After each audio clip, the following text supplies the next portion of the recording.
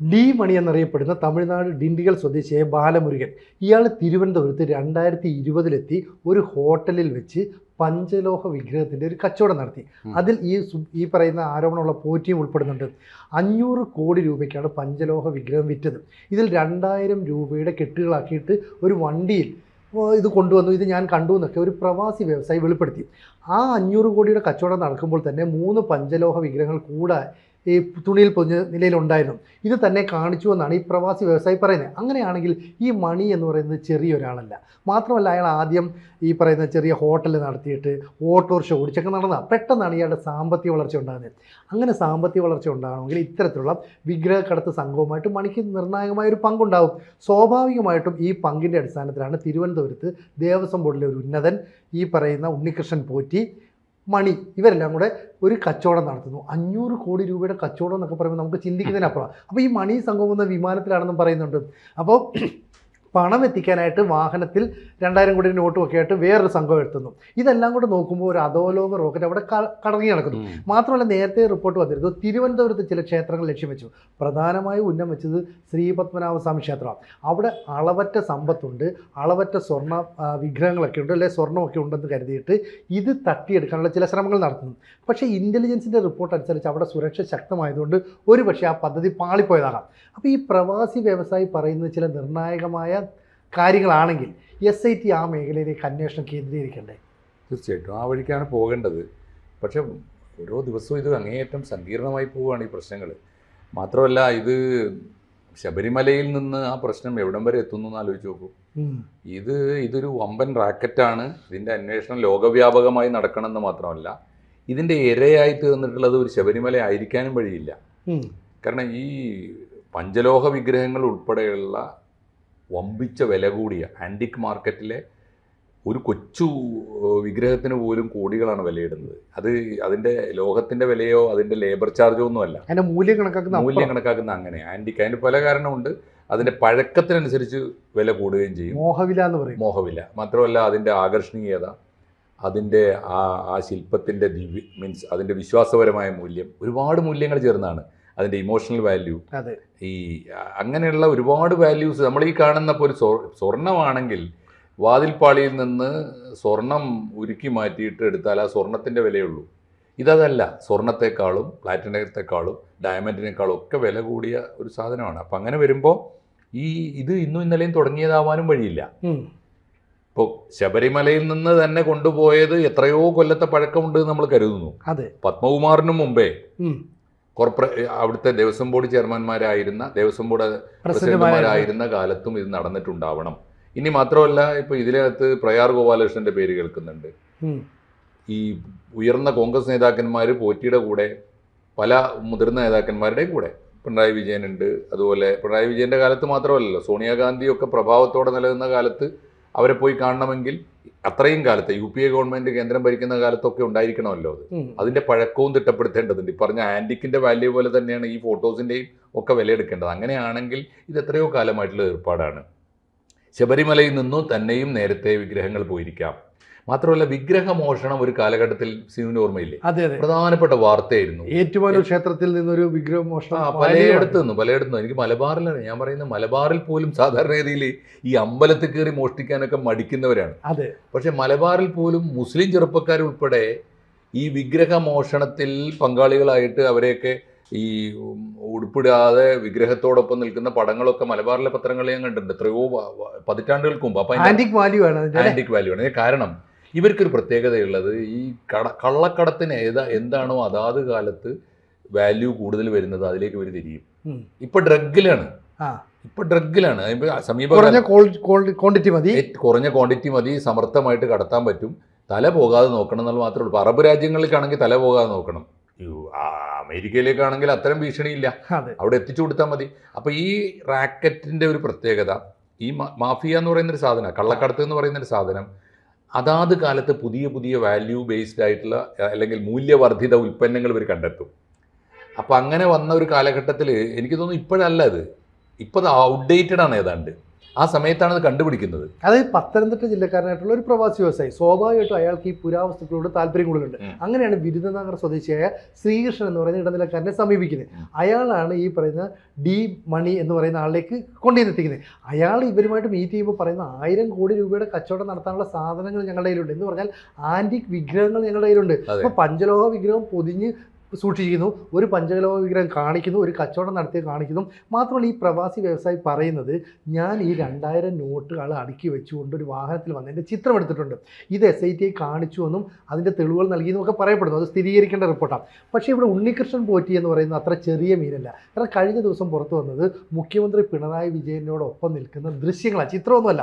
ഇതിൽ വീഡിയോസ് വരുമ്പോഴത്തേക്ക് പിണറായി വിജയൻ വരുന്നു, ആംബുലൻസിൻ്റെ താക്കോലോ മറ്റോ കൈമാറുന്നു, ഉണ്ണികൃഷ്ണൻ പോറ്റിയായിട്ട് അടുത്ത് വന്നു. അപ്പോൾ ഉണ്ണികൃഷ്ണൻ പോറ്റി ഈ പറയുന്ന ദേവസ്വം ബോർഡ് പ്രസിഡന്റിനെയോ ഒരു CPM ജില്ലാ കമ്മിറ്റി അംഗത്തെയോ മാത്രമല്ല വലയിലാക്കിയത്, കേരളത്തിൻ്റെ മുഖ്യമന്ത്രിയായ പിണറായി വിജയനെ പോലും കുപ്പിയിലാക്കാൻ കഴിവുള്ള ഒരു വലിയ മീനാണ്. അങ്ങനെയാണെങ്കിൽ അയാൾക്ക് CPMമായിട്ടുള്ള ബന്ധം കൂടുതൽ ദൃഢമാണ്.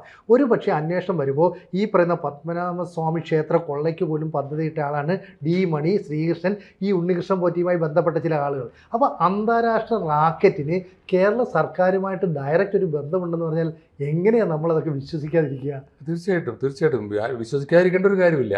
പക്ഷെ ഇതിനകത്ത് തെളിഞ്ഞു വരേണ്ട കുറച്ച് കാര്യങ്ങളുണ്ട്. ഒന്നിപ്പോൾ എല്ലാം ഈ പറഞ്ഞ സാധനം, ഒന്ന് ഇത് ഈ ഡി മണി ഈ മണിയാണോ, അതോ ഇനി ദാവൂദ് മണി എന്ന് പറയുന്ന ഒരു ഒറിജിനൽ മണി ദുബായ് ബേസ്ഡ് വേറെ ഉണ്ടോ? ഇവന്റെ ഇന്നസെൻസും ഇവന്റെ മീഡിയയോടുള്ള വർത്താനമൊക്കെ കണ്ടപ്പോൾ ഈ മണി ആവണമെന്നില്ല, പല മണിമാരുണ്ടാവാം. ഞാൻ MS മണിയാണ്, ഡി മണിയല്ല എന്ന് പറയുന്നുണ്ട്. ഒന്ന്, പിന്നെ ഈ റാക്കറ്റുകളുടെ ഒരു പൊതു പ്രത്യേകത എന്താണെന്നറിയോ? അതിപ്പോ നമ്മൾ ഈ ബോംബെയിലെ ഡോൺസിന്റെ ഒക്കെ നിരന്തരമായ കേസന്വേഷണമായിട്ട് ബന്ധപ്പെട്ട പലതും ഞാൻ കണ്ടിട്ടുണ്ട്, വാർത്തകളും പുസ്തകങ്ങളും ഒക്കെ ആയിട്ട്. അവരുടെയൊക്കെ ഒരു പ്രത്യേകത, എപ്പോഴും അവർക്ക് ഒരു പേരുള്ള ഡമ്മിമാരുണ്ടാവും പലരും പിടികൊടുക്കാൻ. ഇപ്പൊ ഒറിജിനൽ ഡോൺ പോകാൻ പാടില്ല അകത്ത്, അതേ പേരിൽ ആളാന്ന് പറയാൻ പേരുണ്ട്. ഒരു ദാവൂദാവില്ല, ദാവൂദ് എന്ന പേരുള്ള പലരും ഉണ്ടാവും. എന്നിട്ട് ഒരു ദാവൂദിനെ തൽക്കാലം പിടികൊടുത്തിട്ട് പോലീസിന് ഒരു കൈമണിയും കൊടുത്തു കഴിഞ്ഞാൽ ദാവൂദിനെ പിടിച്ചു എന്ന് പോലീസിന് പറയുകയും ചെയ്യാം, റിപ്പോർട്ട് നിയമത്തിന് മുമ്പിൽ പഴുതടക്കുകയും ചെയ്യാം, ദാവൂദിന് പണി തുടരുകയും ചെയ്യാം. പിന്നെ കേസ് അന്വേഷിച്ച് വരുമ്പോഴോ ആ ദാവൂദാവൂല ഈ ദാവൂദ് ഈസി ആയിട്ട് വിടുകയും ചെയ്യും. ഇങ്ങനെയുള്ള കുറേ സംഗതികളുണ്ട്. അപ്പോൾ ഇതിൽ ഏതാണ് മണിയെന്ന് കണ്ടുപിടിക്കേണ്ടതുണ്ട്. രണ്ട്, ഈ മണി അല്ലാതെ മണിയെ വെച്ച് മണിയുടെ ഈ ഡമ്മികൾ വെച്ച് കളിക്കുന്ന ഡോൺ ആരാണ്, അത് കണ്ടുപിടിക്കേണ്ടി വരും.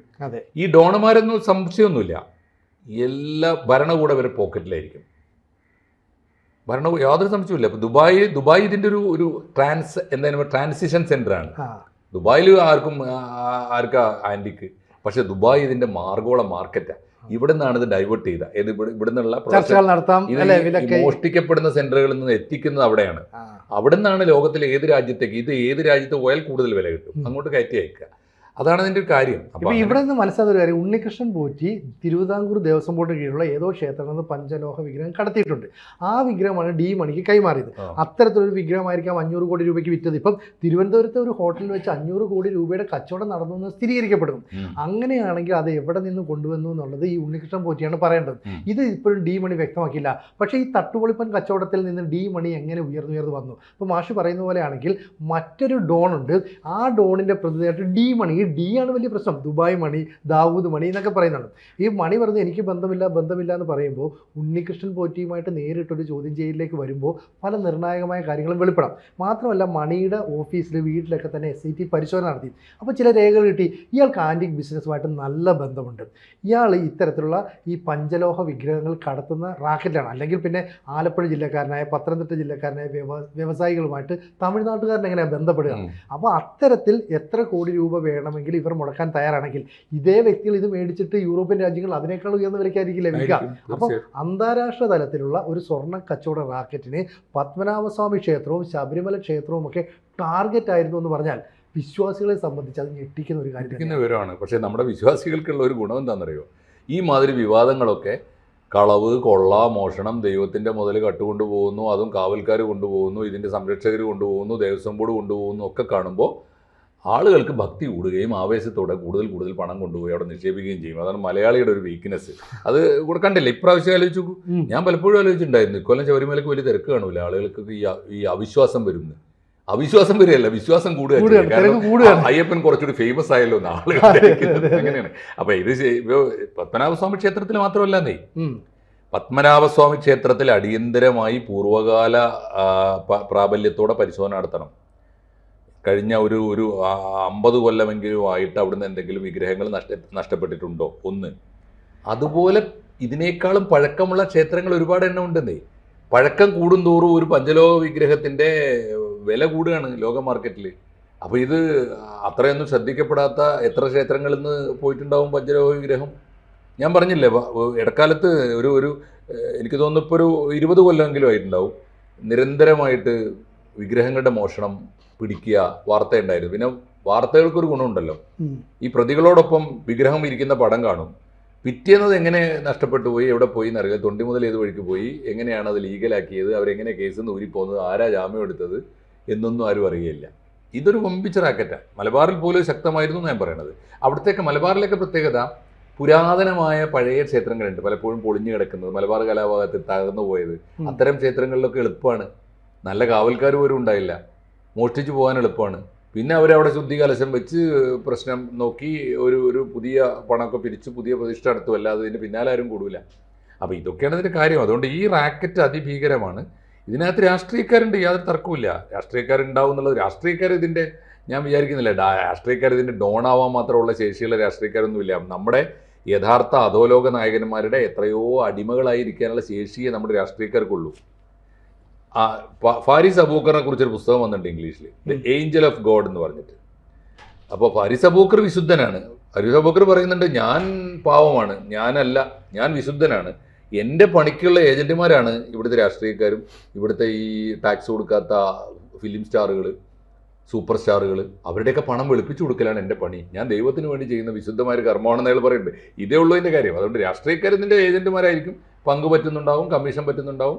അപ്പോൾ ഈ പറയുന്ന പ്രവാസി വ്യവസായിയുടെ വെളിപ്പെടുത്തൽ ശരിയാണെങ്കിൽ മണിയുടെ അധോലോക സാമ്രാജ്യത്തിന്റെ വിവരങ്ങൾ കൂടുതൽ വെളിപ്പെടണം. അതെ, മണിയിലൂടെ ഈ റാക്കറ്റിന്റെ ഒരു അകത്തേക്ക് കടക്കാനും അതിന്റെ ഈ നമ്മൾ പറയും നിലവറകൾ, ഈ റാക്കറ്റിന്റെ നിലവറയിൽ ചെന്നിട്ട് യഥാർത്ഥ ഇതിന്റെ ഡോണിനെ ഒക്കെ പുറത്തു കൊണ്ടുവരാൻ പറ്റിയാൽ ഒരു പക്ഷേ കേരളത്തിൽ നിന്ന് അന്താരാഷ്ട്ര തലത്തിലേക്ക് ഒരുപാട് കുറ്റാന്വേഷണ നോവലുകളൊക്കെ ഉണ്ടായിരുന്നു. അത്തരത്തിൽ ഒരു വലിയ ഒരു ലോകം തുറക്കപ്പെടും. അത് നമുക്ക് പ്രതീക്ഷിക്കാം. കൂടുതൽ വാർത്തകളും വിശേഷങ്ങളും നിങ്ങളിലേക്ക് എത്താൻ ABC മലയാളം സബ്സ്ക്രൈബ് ചെയ്യുക, ബെൽ ബട്ടണും അമർത്തുക.